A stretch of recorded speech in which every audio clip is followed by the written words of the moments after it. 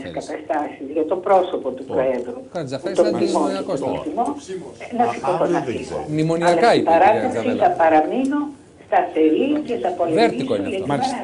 Να ευχαριστήσουμε θερμά την κυρία Νίκη Τζαβέλα για την παρέμβασή της. Όχι, γιατί τι θα τη ρωτήσετε.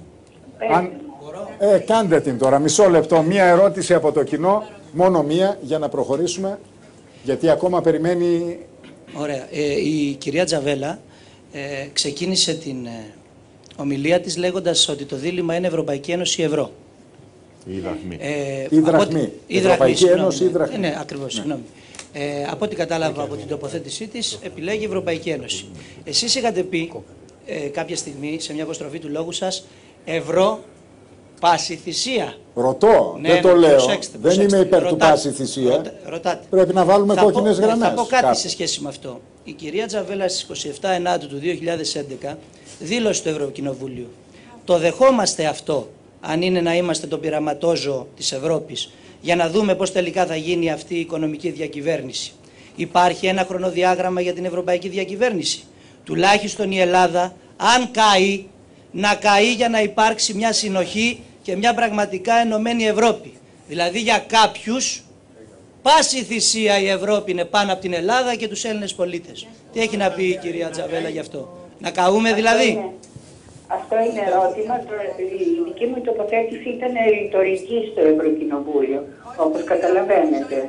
Και η απάντηση βέβαια ήταν ότι κανείς δεν θα καεί.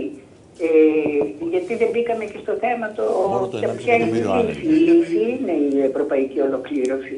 Όσο πιο γρήγορα γινότανε, τότε που εγώ επέμενα ότι εντάξει, μας έχετε πειραματόζωο, μας κάνετε αυτά, προχωρήστε, πάρτε αποφάσεις.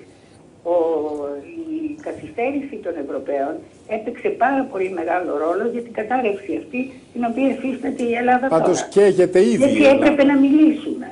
Όταν θες να κερδίσεις το ακροατήριό σου, ο ίδιος επιλέγεις πώς θα τα πεις. Αυτός που μιλάει επιλέγει πώς θα τα πει. Εδώ δεν αμφισβητούμε τον πατριωτισμό κανενός, για όνομα του Θεού. Αλλά πρέπει να κερδίσουμε το ακροατήριό μας. Ευχαριστώ Νίκη Τζαβέλα, ευχαριστώ θερμά. Εγώ σας ευχαριστώ. Έρχομαι σε εσάς.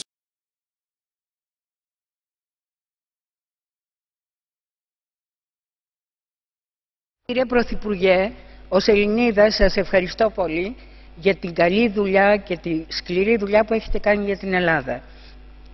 Και ως Ελληνίδα δηλώνω εδώ ότι ό,τι κριτική κάνετε για τη χώρα μου την αποδέχομαι. Θέλω όμως να μιλήσω και ως Ευρωβουλευτής.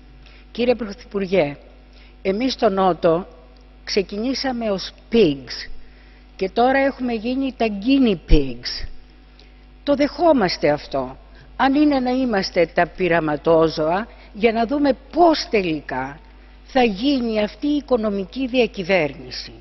Αλλά σας μεταφέρω αυτό που μου είπε ένας Έλληνας ψαράς, όπως ακριβώς μου το είπε. Μου είπε, κυρία Ευρωβουλευτής, εκεί στην Ευρωβουλή σαδιστές είναι όλοι αυτοί. Κάθε μέρα υποβαλόμαστε στο μαρτύριο της σταγόνας. Κάθε μέρα ο ελληνικός λαός ακούει ότι τώρα, αύριο, αυτή την εβδομάδα οι Ευρωπαίοι θα μας πούνε τι θα απογίνουμε. Είμαστε ένας πολύ ανασφαλής λαός. Το ερώτημά μου, κύριε Πρωθυπουργέ, είναι υπάρχει ένα χρονοδιάγραμμα για την οικονομική διακυβέρνηση? Τουλάχιστον η Ελλάδα αν καεί, να καεί για να υπάρξει μία συνοχή και μία πραγματικά ενωμένη Ευρώπη. Ευχαριστώ πολύ.